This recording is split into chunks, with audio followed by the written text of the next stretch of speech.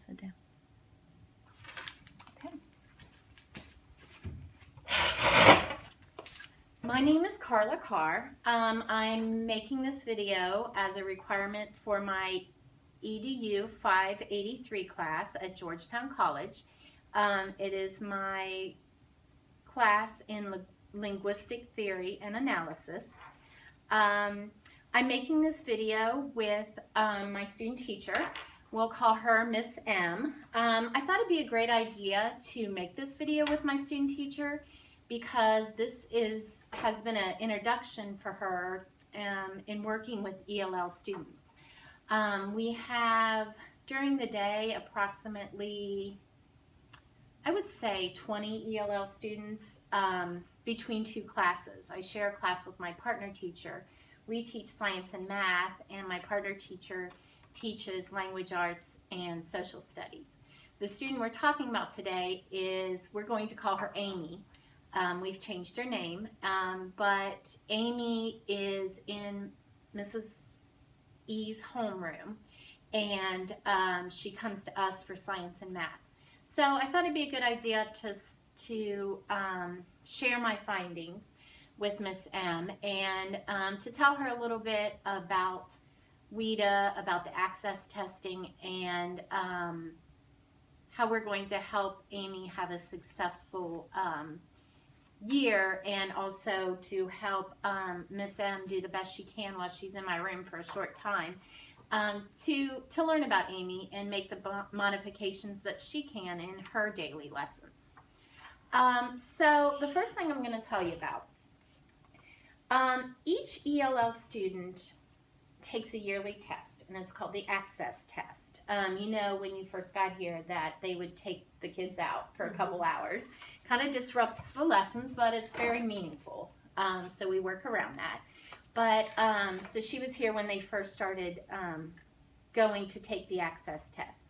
Amy took her test at the beginning of the year because she is a newcomer.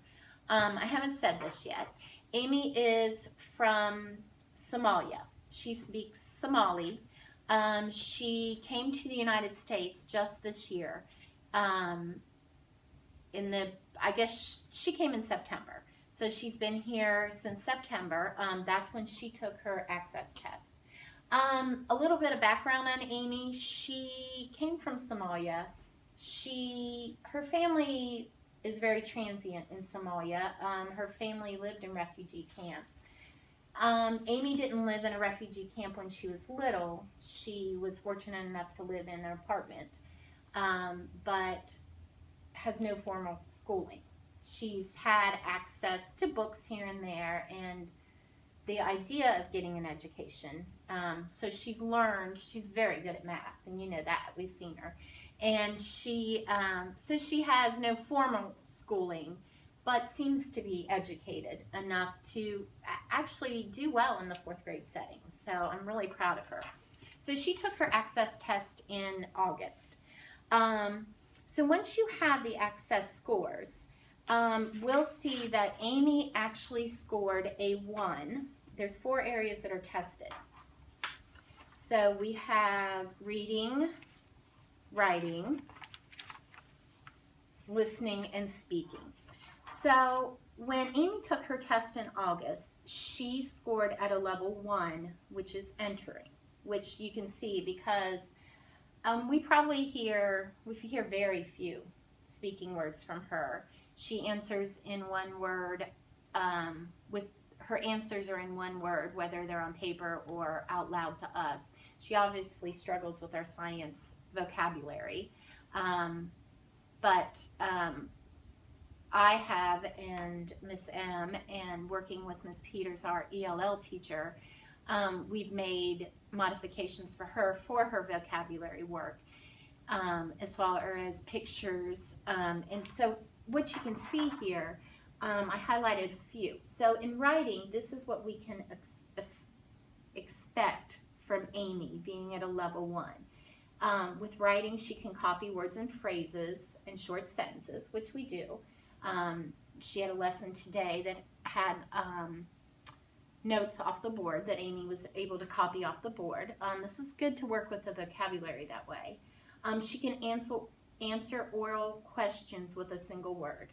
And we see that in class. Often it's yes or no answers. But that's right where she should be, and that's what this access test shows, so we as teachers can understand her capabilities. But we also, as teachers, understand that we want her to get to level 2. I mean, that's our goal. So why this is acceptable, this is what we are hoping for her to eventually achieve by the end of the year. So things like filling in graphic organizers and making comparisons to real life with visual support. So that's what we're working towards. In listening, an example of what Amy can do, physically or through drawing, physically or through drawings, she can follow one-step directions. She can identify objects, which one is the rock, which one is the mineral, which we did in class. We had a performance event on our assessment, and she did well picking out the minerals. She did well picking out certain tools. So she's able to participate and seems to enjoy math and science, and I think that makes a difference too. So as far as speaking, phrases from pictures or everyday objects or words that she uses, she answers yes and no to her questions. Reading, she is able to match icons with diagrams and words and pictures. We do things, even Miss M was able to make a pre-test and a post-test when it came, what was the subject? It's changing the Earth's surface, fast and slow changes to the Earth's surface. So she was able to make a pre-test and a post-test with the vocabulary and made special modifications for Amy and the other students in our class just using words and pictures. So she's already off to a good start working with the ELL students in my classroom. Okay, so a little bit more about Amy and her language. Like I said,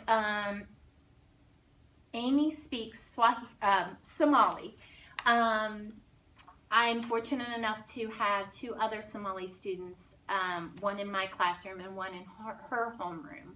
So we're fortunate enough to have that translation that's been able to happen. And it's been fun and interesting to listen to their conversations, especially with this class and learning about linguistics and the differences in the Somali language.